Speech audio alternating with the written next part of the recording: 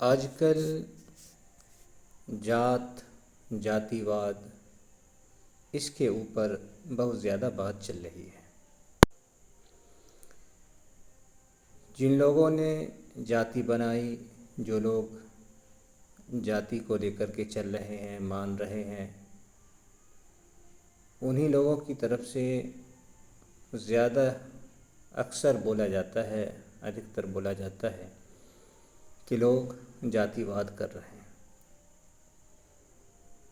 लोग धर्म के नाम पे इकट्ठे ना होकर के जाति में बटे हुए हैं। तो आज मैं आपको दिखाऊंगा और इसी तरह से मेरी सैकड़ों वीडियो इसी पर आएगी और पूरे सबूत के साथ कि जातिवाद कौन कर रहा है। वो लोग जो कह रहे हैं, जो धर्म को मान रहे हैं, हिंदू धर्म को, उनमें हिम्मत है कि इन ग्रंथों का बायकॉट कर सके, इन ग्रंथों को निकाल सकें। तो मैं शुरू करता हूँ। देखें, ये जो है, हिंदुओं के यहाँ दो चीज़ें होती हैं, एक है श्रुति, एक है स्मृति। इन दोनों को दो आँख बताया गया है, श्रुति और स्मृति को। धर्म की दो आँखें कह लें आप, कहा गया है। तो श्रुति के अंदर प्रार्थना है, इसी तरह से भगवानों की प्रशंसा, तारीफ़ है, और स्मृति के अंदर धर्म के रास्ते हैं, धर्म के बारे में है कि किस तरह से लोगों को ज़िंदगी गुजारना है, कैसी ज़िंदगी हो तो उससे ये हो। तो ये है अतरी स्मृति, अतरी संहिता।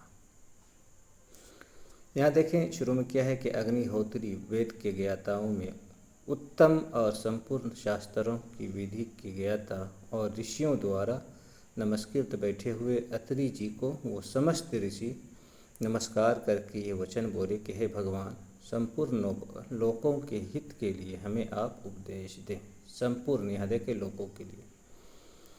अब नीचे जो है, ये लोग सवाल पूछ रहे हैं और फिर अत्रि जी जवाब दे रहे हैं। यहाँ देखें, मंत्र 8 को देखें, क्या है। यहाँ लिखा है कि बुरे कुल में उत्पन्न और दुराचारी।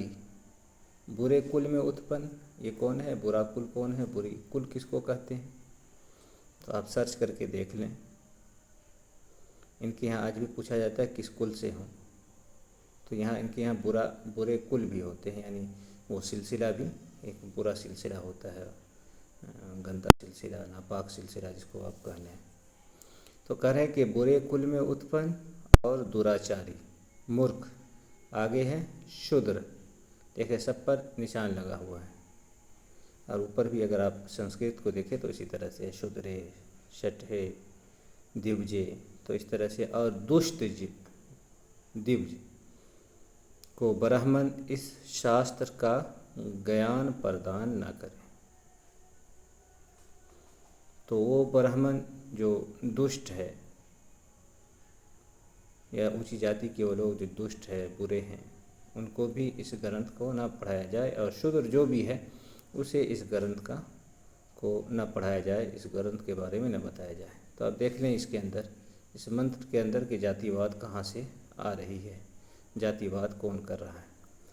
नीचे और देखते हैं, यहाँ लिखा है कि जो कोई वेद और शास्त्र को जानकर उनका अपमान करता है, वो शीघ्र ही 21 जन्मों तक पशु होता है।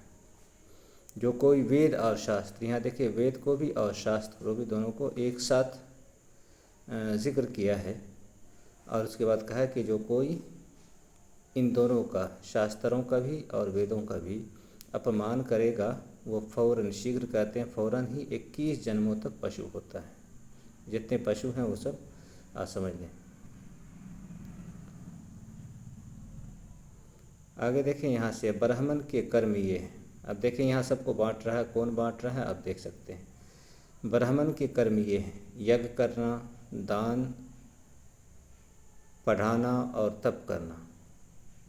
दान देना, पढ़ाना और तप करना, तथा दान लेना, ऊपर पढ़ना हो सकता है, यज्ञ करना, दान देना, पढ़ना और तप करना, तथा दान लेना, पढ़ाना और यज्ञ कराना, ये 3 ब्राह्मण की आजीविका के साधन हैं। ये हो गए ब्राह्मणों के लिए। आगे देखें, इसके अंदर है 14 में कि यज्ञ करना, दान देना, पढ़ना और तप करना क्षत्रियों के कर्म है और शस्त्र है, हथियार, शस्त्र से आजीविका कमाना और भूतों की रक्षा, ये 2 वृत्तियां हैं। ठीक, आगे देखें तीसरा क्या है 15 में कि दान देना, पढ़ना, खेती, गौ की रक्षा, व्यवहार, यज्ञ करना वैश्य के कर्म है और खेती, गौ की रक्षा, व्यवहार, तीनों वर्णों की सेवा और कारीगरी ये शूद्रों के कर्म हैं। आगे देखें, इसको मैं निशान नहीं लगाया लेकिन इसको भी पढ़ देता हूँ 16 को। जिस कर्म में चारों वर्ण स्थित हुए इस लोक में बड़े मान को प्राप्त होकर परलोक में परम गति को प्राप्त होते हैं, इसका मैंने वर्णन किया कि अगर ये लोग अपने अपने कर्म में लगे रहें तो परलोक में परम गति कहते हैं कि अच्छे उसका अच्छा मरने के बाद जो है उसको अच्छा दर्जा मिलेगा। अच्छा दर्जा ये है, और भी किताबों के अंदर, ग्रंथों के अंदर है कि कोई शूद्र है तो उसको वैश्य का जन्म मिलेगा, वैश्य है तो क्षत्रिय का जन्म मिलेगा, क्षत्रिय है तो ब्राह्मण का, यही परम गति है। और ऐसे स्वर्ग वगैरह भी हो सकता है। आगे है कि जो अपने धर्म का पालन नहीं करते हैं और पर धर्म में तत्पर है उनको दंडित करने वाला राजा स्वर्गलोक में पूजा जाता है। देखिए, अपने धर्म में टिका हुआ शूद्र भी स्वर्ग को भोगता है। पराय धर्म इस प्रकार त्यागने योग्य हैं जैसे श्रेष्ठ रूप वाली पराई स्त्री। तो इसको आप देख लें।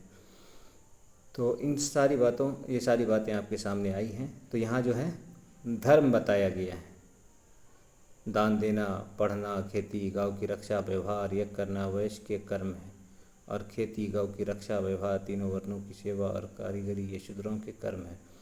तो यहाँ कर्म बताया गया है। इसी कर्म को धर्म के नाम से भी आप देख सकते हैं। तो कहने की बात है कि आप देख सकते हैं कि ये जो है जातिवाद कौन कर रहा है। जातिवाद कहाँ से आया है तो आप देख सकते हैं। तो मैं इसी तरह से धीरे धीरे दिखाऊंगा एक के बाद एक।